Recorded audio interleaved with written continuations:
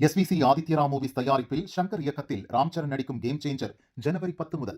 ஒரு மகிழ்ச்சியான செய்தி. இதயம் நலனையின் விலை லிட்டருக்கு ரூபாய் 105 குறைஞ்சிருக்கு. செப்டம்பர் 2023ல 1 லிட்டர் இதயம் நலனையின் அதிகபட்ச விலை ரூபாய் 503. ஆனா இப்ப 1 லிட்டர் இதயம் நலனையின் விலை ரூபாய் 398 மட்டும்தான் தமிழ்நாட்டுல. அப்ப இனிமே எல்லா அங்கீகரிக்கப்பட்ட அனைத்து மாநில கட்சிகளும் ஒவ்வொரு நிதியாண்டிலும் திரட்டிய நன்கொடை விவரங்களை தேர்தல் கமிஷனில் சமர்ப்பிக்க வேண்டும். அவ்வாறு சமர்ப்பிக்கப்பட்ட நன்கொடை விவரங்களை ஏடிஆர் எனப்படும் ஜனநாயக சீர்திருத்தங்களுக்கான சங்கம் என்ற தன்னார்வ தொண்டு நிறுவனம் ஆய்வு செய்து அறிக்கை வெளியிட்டு வருகிறது.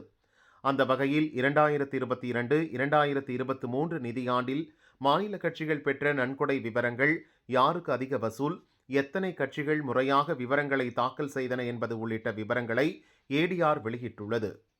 மொத்தம் 2119 பேரிடமிருந்து 216.765 கோடி ரூபாயை 28 கட்சிகள் நன்கொடையாக பெற்றுள்ளன. அதிக நன்கொடை வசூலித்த கட்சிகளின் பட்டியலில் தெலுங்கானாவின் PSR கட்சி முதலிடத்தில் உள்ளது. இக்கட்சிக்கு 154.03 கோடி ரூபாய் கிடைத்துள்ளது. அடுத்தபடியாக YSR காங்கிரசுக்கு 16 கோடி ரூபாயும், தெலுங்கு தேசம் கட்சிக்கு 11.92 கோடி ரூபாயும் கிடைத்துள்ளன.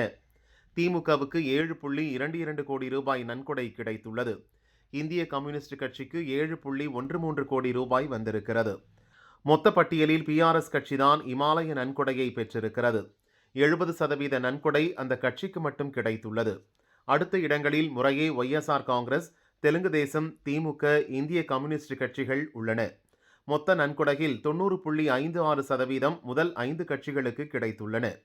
நன்கொடையில் 169 கோடி ரூபாய் பெருநிறுவனங்களிடமிருந்தும் 45 கோடி ரூபாய் தனிநபர்களிடமிருந்தும் பெறப்பட்டுள்ளது.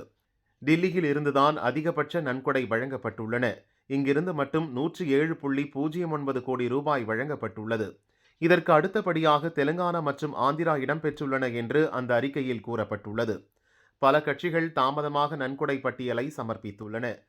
பல நன்கொடையாளர்களின் பான் எண், முகவரி உள்ளிட்ட விவரங்கள் இடம்பெறவில்லை. இப்படி வெளிப்படைத்தன்மை இல்லாமல் விவரங்களை சமர்ப்பிப்பது கவலை அளிப்பதாகவும் ஏடிஆர் தெரிவித்துள்ளது.